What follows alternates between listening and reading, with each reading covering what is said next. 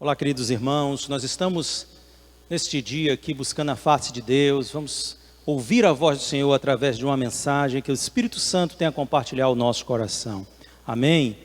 Eu quero convidar a vocês a um texto bíblico maravilhoso que se encontra na primeira epístola aos Coríntios, capítulo de número 10. Nós estaremos lendo alguns versículos, os 12 primeiros versículos, tá bom? Vamos lá. 1 Coríntios, capítulo 10, versículos de 1 a 12. Assim está escrito: Ora, irmãos, não quero que ignoreis que nossos pais estiveram todos debaixo da nuvem, todos passaram pelo mar. E todos foram batizados em Moisés, na nuvem e no mar. E todos comeram de uma mesma comida espiritual e beberam todos de uma mesma bebida espiritual, porque bebiam da pedra espiritual que os seguia, e a pedra era Cristo. Mas Deus não se agradou da maior parte deles. Por isso foram prostrados no deserto. E estas coisas foram-nos feitas em figura, para que não cobicemos as coisas más que eles cobiçaram. E não vos façais, pois, idólatras, como alguns deles, conforme está escrito: o povo assentou-se a comer e a beber, e levantou-se para folgar. E não forniquemos, como alguns deles fornicaram, e caíram em um dia 23.000. E não tentemos a Cristo, como alguns deles tentaram, e pereceram pelas serpentes. E não murmureis, como também alguns deles murmuraram, e pereceram pelo destruidor. Ora, todas estas coisas lhes sobrevieram como figuras, e estão escritas para aviso nosso, para quem já são chegados os fins dos séculos. Aquele, pois, que cuida está em pé, olhe que não caia. Eu quero começar a mensagem desse dia fazendo uma pergunta, para que você responda a si mesmo. Você está preparado para a volta do Senhor? Você tem a convicção de que você está pronto para que, quando as trombetas soarem, você possa se reunir com Cristo nos ares, você e toda a igreja? Será que nós estamos prontos para este momento? Entenda que nós, pelo censo que temos aqui na nossa nação, nós temos contabilizado aqui cerca de 50 a 60 milhões de pessoas que dizem ser evangélicas. Ou seja, essas pessoas, respondendo ao censo, elas dizem que frequentam, uma igreja evangélica, estão lá, com uma certa frequência, que são batizadas ou estão se preparando para o batismo, que são pessoas que desenvolvem, às vezes, algum nível de ministério, cooperam com os dízimos, com ofertas que levam no altar do Senhor, que elas são pessoas que professam uma fé verdadeira em Cristo. Enfim, isso, então, professando dessa forma, elas afirmam ser ou pertencer, a esse nicho chamado de evangélicos. Mas a pergunta não é se você frequenta uma igreja evangélica, não é se você até participa de alguma forma, com algum ministério, se você canta, se você toca, se você tem alguma participação mais efetiva. A pergunta não é mesmo se você, não é até mesmo se você é um dizimista ou um ofertante. A pergunta aqui é: você está pronto para se encontrar com o Senhor? Você tem a convicção de estar pronto? Porque eu quero que você compreenda algo.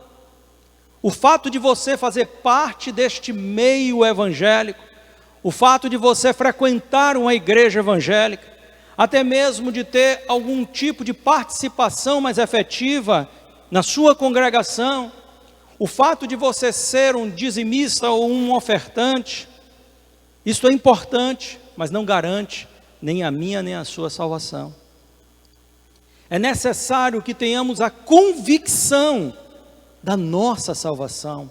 É necessário que tenhamos a convicção de que estamos preparados para a volta do Senhor. Primeiro, porque não sabemos que dia será o dia da sua vinda, que dia Ele ajuntará a sua igreja nos ares, que dia o Senhor dará ordem para o arrebatamento da igreja. Segundo, porque também o número dos nossos dias nessa terra pertence a Ele. Qualquer um de nós pode partir daqui, no momento em que o Senhor achar que seja conveniente para isso. Então nós precisamos ter em nossas mentes que é fundamental, imprescindível e urgente que estejamos preparados para a volta do Senhor. Agora, é muito interessante, a gente se pergunta então, não é?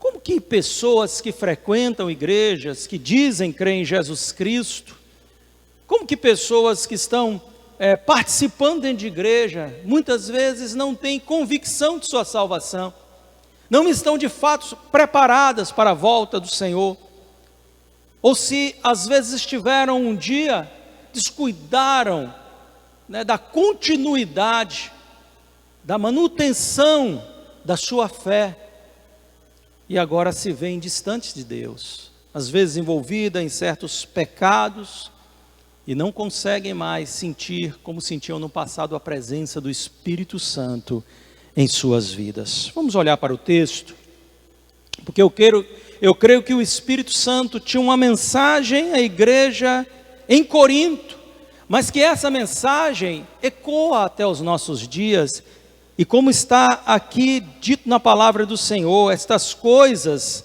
elas foram escritas para aviso nosso. Então também há algo que é pertinente a nós.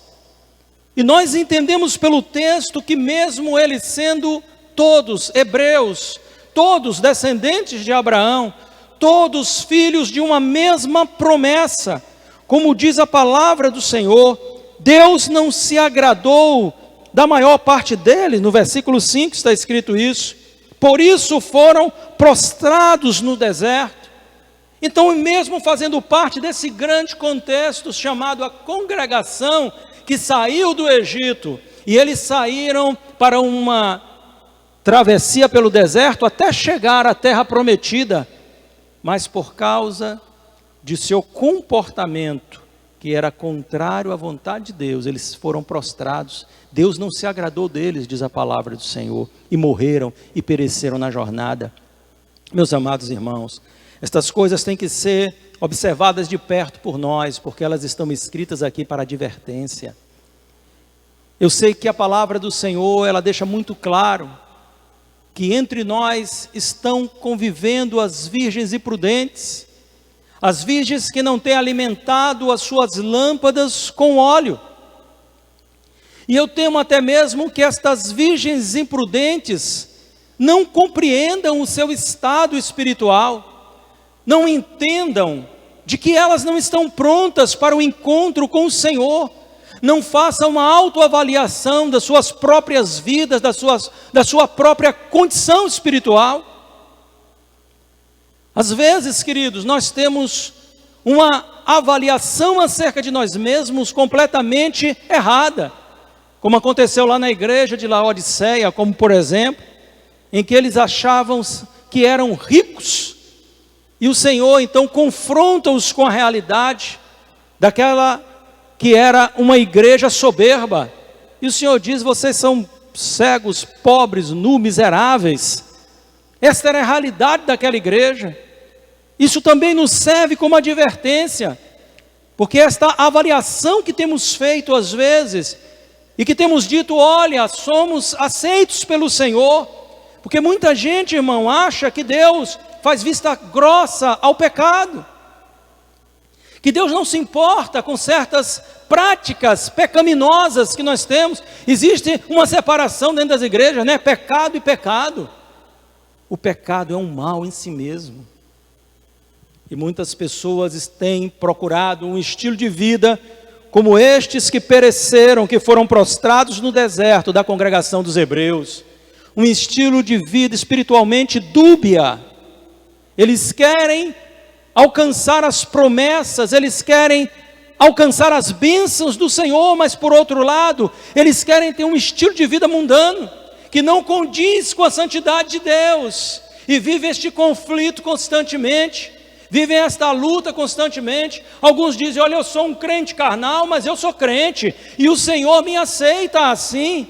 Queridos irmãos, quanta incoerência, quando Paulo escreve a sua primeira epístola aos Coríntios, capítulo 3, verso 1, e ele acusa aquela igreja de ser carnal. Ele não estava trazendo aprovação à carnalidade da igreja, antes uma reprovação veemente, porque Paulo sabe que o crente carnal não tem poder em si mesmo, não tem uma fé construída de forma que garanta a sua jornada nesta terra, a sua jornada de vida cristã. Aquele que vive na carnalidade, hora ou outra ele vai tropeçar, ele vai cair, ele é infantil, ele não discerne, ele não compreende a vontade de Deus, e ele vai se desviar da vontade do Senhor. Por isso Paulo os advertiu. Mas parece que tem gente que acha que o fato de ser um crente carnal não o reprova diante de Deus. O amorzão de Deus cobre todas essas coisas, não é verdade? Então Deus vai me aceitar, mesmo com meus pecadinhos de estimação. Mas não é por aí, queridos. Estas coisas foram escritas, esse texto que acabamos de ler, estas coisas foram escritas para que nós então soubéssemos, irmãos, que isto é um aviso para nós, para que tenhamos cuidado, para aquele que está em pé não venha a cair. E isso está falando de nós, de mim, de você. Embora eu creia que obviamente você não queira cair, e que talvez aqueles que tenham tropeçado de alguma forma, queiram se recolocar em pé, queiram se restabelecer na presença do Senhor. E eu creio que essa também seja a vontade de Deus para a vida de todos nós, para a vida de todos nós, irmãos, que permaneçamos em pé. Então eu quero chamar a sua atenção para algumas coisas muito importantes que são citadas nesse texto. A prática da carnalidade desses homens e mulheres descaracterizaram a sua vida espiritual.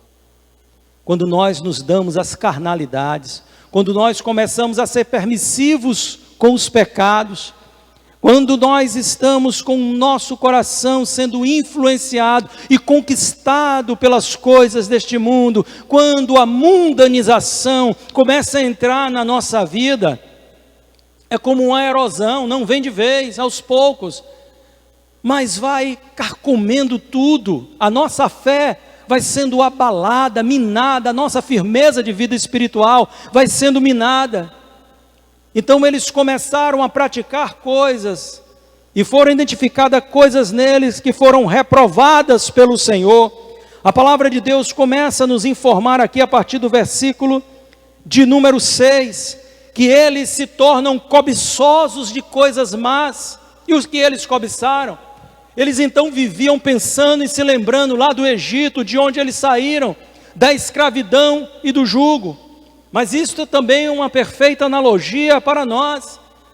Às vezes, dentre nós, existem pessoas cuja mente está pensando o tempo todo nas coisas que vivenciaram num passado de perdição, quando estavam lá no mundo, ou então pensando naquilo que estão cobiçando lá fora.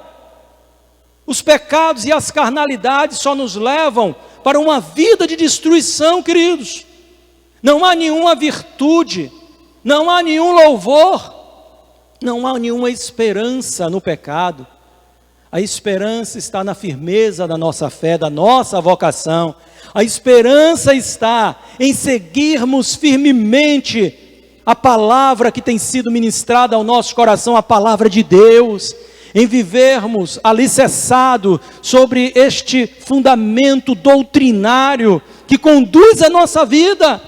Não se permita ser seduzido, não se permita cobiçar essas coisas lá fora. Trave uma batalha com a sua mente, trave uma batalha com o seu coração, para que você não seja vencido pela carnalidade, porque as obras da carne são sedutoras, e a carne está lutando contra o Espírito de Deus que está na sua vida, para te derrubar, para te destruir, para te seduzir, para te manter cativo das coisas deste mundo. Essas coisas às vezes são tão poderosas que impede a salvação e a jornada da salvação na vida de muitas pessoas. Você lembra da mulher de Ló? A mulher de Ló não resistiu e olhou para trás, olhou para a cidade de Sodoma e Gomorra, porque ela cobiçava o que estava ali, ela desejava fazer parte daquele contexto. Há perigos, muitos perigos que nos cercam, queridos, mas o Espírito Santo nos quer conduzir pelo caminho certo, o caminho da salvação, o caminho que tem um nome chamado Jesus, e que nós estejamos prestando atenção nisso.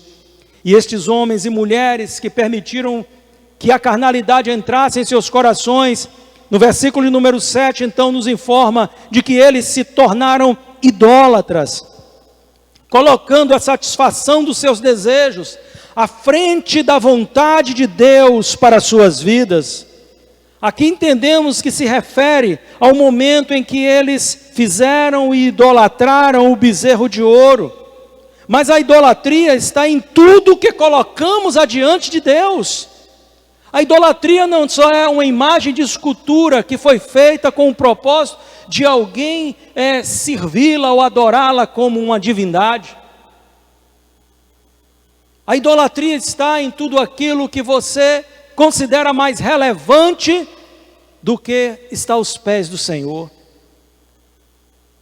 Tudo aquilo que você bota adiante do Senhor, está à frente de Deus para a sua vida.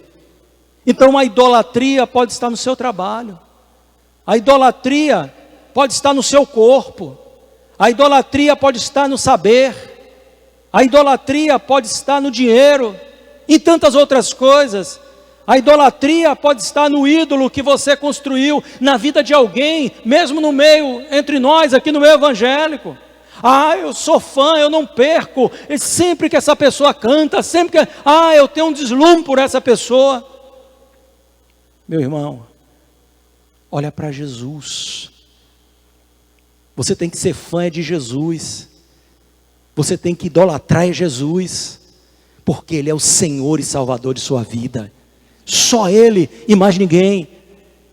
Então eles se tornam pela carnalidade idólatras, mas também se tornam, versículo de número 8, imorais. Eles fornicam.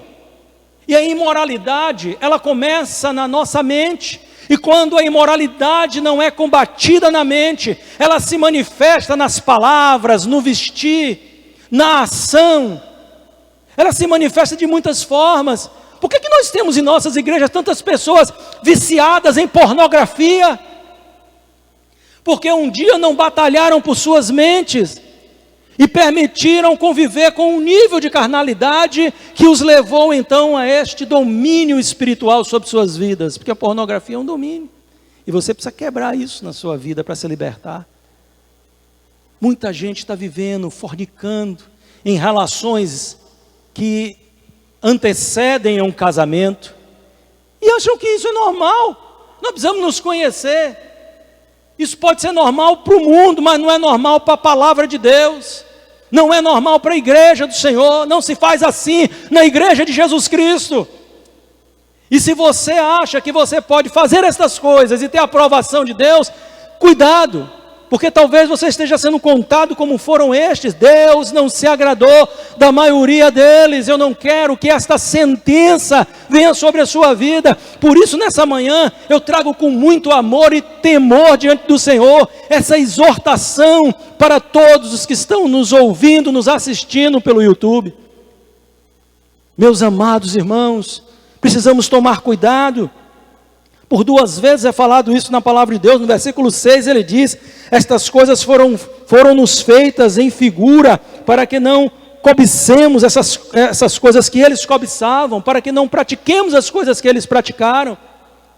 E ainda no versículo de número 11, ora, todas estas coisas lhes sobrevieram como figura e estão escritas para nós, como aviso, para nós que são chegados os fins dos séculos, para aquele que está em pé não venha a cair.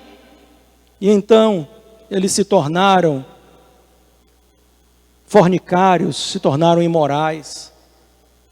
E assim eles prevaricaram contra o Senhor. Mas o texto também no versículo 9 nos diz que eles tentaram a Cristo, tentaram ao Senhor. Então A tentação a Deus é algo terrível na vida do homem, porque não é como colocar Deus à prova, vinde provar e vede que o Senhor é bom, não é isso, irmãos.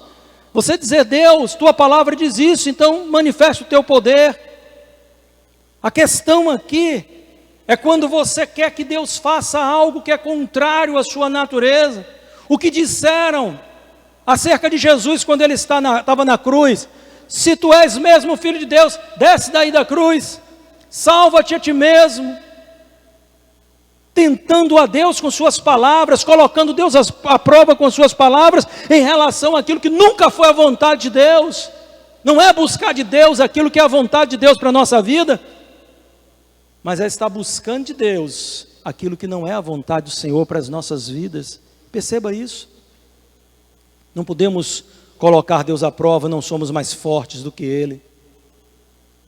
O texto que segue, Paulo vai tratar sobre a idolatria, e ele vai repreender aos irmãos que participavam da mesa do Senhor e da mesa dos ídolos. Se vocês podem lutar contra Deus, vocês são mais fortes do que Deus.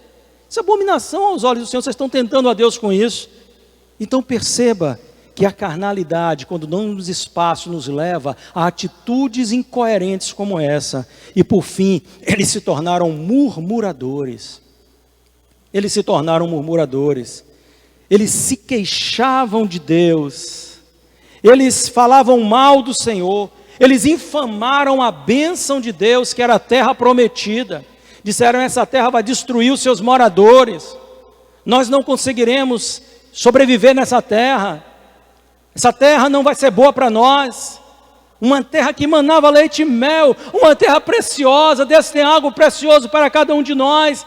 E às vezes as pessoas estão dizendo, falando mal de suas igrejas, falando mal de suas congregações, falando mal dos irmãos, infamando a bênção do Senhor. Eles falaram mal do ministro de Deus, Moisés. Irmão, não entre nesta linha. Há pessoas que estão criticando seus pastores, falando mal, murmurando. Você sabe como é que isso termina? Com reprovação de Deus, com reprovação do Senhor. Aí você diz, mas eu vejo pessoas que falam aí, estão aí no meio da igreja. Não importa, eles também estavam no meio da congregação de Israel. Eles estavam debaixo da nuvem, debaixo da coluna de fogo, mas eles estavam reprovados por Deus. E o Senhor está nos alertando pelo Espírito Santo nesta manhã, que nós não vivamos desta forma, para que nós não venhamos a ter uma vida nesse nível de carnalidade, que nos tornemos reprováveis aos olhos do Senhor. O quanto isso é triste.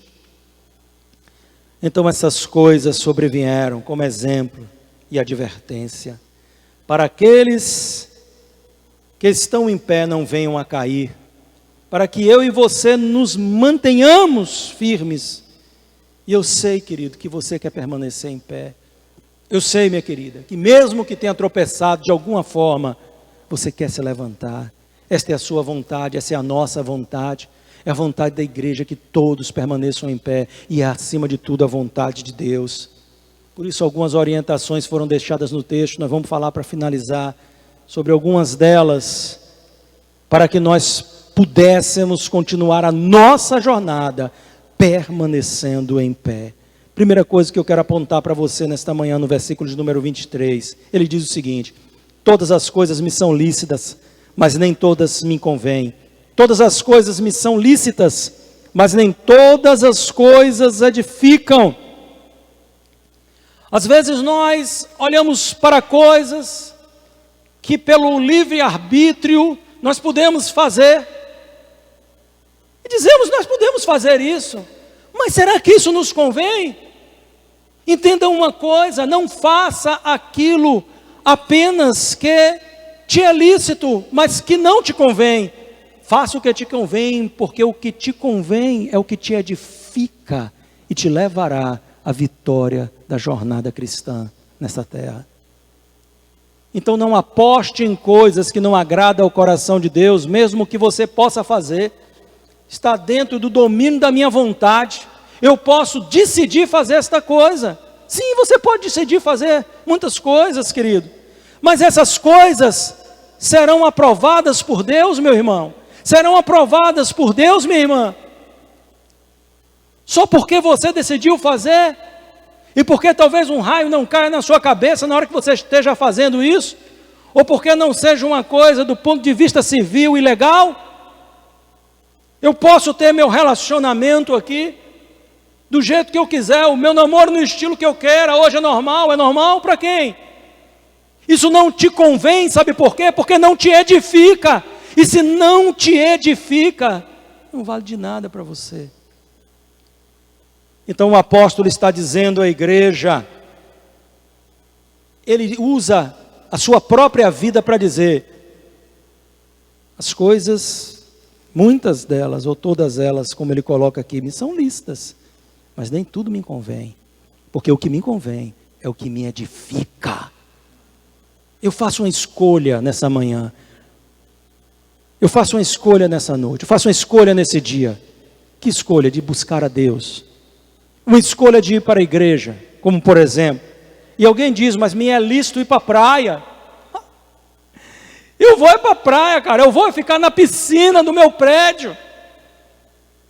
Isso te convém? Convém a tua carne, mas não convém a teu espírito, não convém a tua alma, porque não é a vontade de Deus para a tua vida, não te edificará em nada.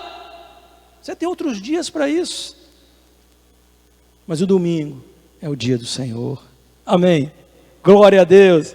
Deixa eu caminhar mais um pouquinho contigo, vamos lá, no capítulo 10 ainda, versículo de número 24, ele está dizendo que não busque o proveito próprio, antes cada um o que é do outro. Ele traz uma mensagem ao povo, sabe por quê? Porque quando você decide pecar, você não está contaminando só a sua vida. Quando você decide viver uma vida carnal, você não afeta só a sua vida, você afeta toda a congregação do Senhor, compreenda isso. Então, irmão, é necessário que nós não olhemos só para nós, para o nosso umbigo, não tenhamos uma atitude egocêntrica. E o egoísmo não nos deixa ver as outras pessoas, porque sempre queremos estar à frente de tudo.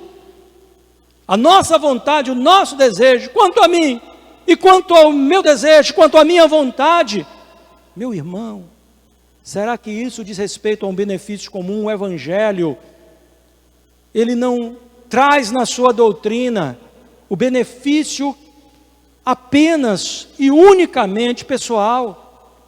Existe obviamente o benefício pessoal da salvação, que é individual, mas o demais é um benefício coletivo. Nós estamos aqui para nos ajudar uns aos outros, para fazer bem uns aos outros, e o teu pecado me afeta, e o meu pecado te afeta. Como eu posso dizer que te amo, se quando peco, afeto toda a congregação, e faço mal a toda a congregação? Olha a advertência que está aqui, olha a exortação que está aqui, olha o conselho que está aqui, porque estas são palavras de Deus para o nosso coração. Não dê lugar ao egoísmo. O Evangelho nos ensina a buscar o interesse comum e não pessoal. Uma outra coisa está contida no versículo de número 31, que é fazer todas as coisas para a glória de Deus. No final do versículo diz, fazei tudo para a glória de Deus. Se você come, se você bebe, não importa. Faça tudo para a glória de Deus. Isso é que importa. E obviamente que eu falo aqui de beber, eu não estou falando aqui de bebidas alcoólicas, entenda, né? Mas o que fizermos no cotidiano, no dia a dia, devemos fazer tudo para a glória do Senhor, para que o nome dEle seja louvado através de nossas vidas, do testemunho de nossas vidas. Faça da tua vida uma contínua adoração a Deus, sendo que tudo o que você fizer, faça com a motivação de ser para a glória dEle, para a glória do Senhor. Então pense antes, isso vai glorificar a Deus, eu faço. Não vai glorificar a Deus, eu não quero, eu não faço. Essa é a mensagem que Paulo está transmitindo aqui. Vai agradar o coração de Deus, vai glorificar o nome do Senhor, vai ter louvor a Deus por isso que eu vou fazer. Então eu faço, mas se não tem, não me importa fazer. Eu não quero fazer uma coisa para louvar ao meu nome. Eu não quero fazer uma coisa que satisfaça o meu desejo. Eu quero fazer uma coisa que glorifique ao Deus que eu sirvo, ao Deus da minha vida. Louvado seja o nome do Senhor. Pensamento extraordinário. Por fim, ele diz no versículo, aí já no capítulo de número 11, no versículo de número 28, já um texto tão conhecido que a gente usa muito para a celebração de nossa ceia, diz assim: examine-se, pois, o homem a si mesmo. Examine-se, pois, o homem a si mesmo. Então o conselho aqui é: examina o teu coração, examina a tua vida, examina os teus pensamentos, examina as tuas atitudes, examina as tuas palavras, examina a tua roupa, examina tudo em ti, irmão. Essas coisas, elas realmente estão agradando a Deus? Essas coisas são coerentes ao estilo de vida que somos chamados a viver? Examina o teu coração, julgue os teus atos e, quando necessário, se arrependa, para que você não seja condenado com o mundo. Hoje muitos estão examinando suas contas, suas reservas financeiras, não é? Esse tempo difícil aí, que a gente está atravessando de pandemia. Muita gente, aí o dinheiro vai dar, vamos lá, isso é importante. Mas sabe de uma coisa? Isso é necessário. Mas o que é fundamental para nós é examinar o nosso coração. Porque se Jesus chegar hoje, é isso que Ele vai procurar. Como está o teu coração? Como está a tua vida diante do Senhor? A tua vida no altar de Deus, querido. Para que você possa responder a pergunta que eu fiz no início dessa mensagem. Você está preparado para se encontrar com o Senhor? Responder essa pergunta sem titubear, sem dizer: bem, mas tem aquele pecado, bem, mas tem aquela coisa que eu não resolvi na minha vida ainda. Mas que você prontamente possa responder a qualquer um que te pergunte: você está preparado para a volta do Senhor? Sim, eu estou preparado. E quem dera fosse agora, que você possa fazer parte deste coral de clamor que vem da igreja, junto com o Espírito. Está dito lá em Apocalipse, lá no último capítulo, né? Quando diz: o Espírito e a noiva dizem: vem, Maranata, ora vem, Senhor Jesus. E esse seja o anelo da tua alma, que você se encontre preparado para que no dia do Senhor você faça parte desta universal igreja que se reunirá na glória eterna com Jesus para todo sempre. Permanece em pé. E para isso, querido, para isso, põe a tua vida no altar de Deus. Que o Senhor nos abençoe ricamente nesse dia. Amém. E graças a Deus.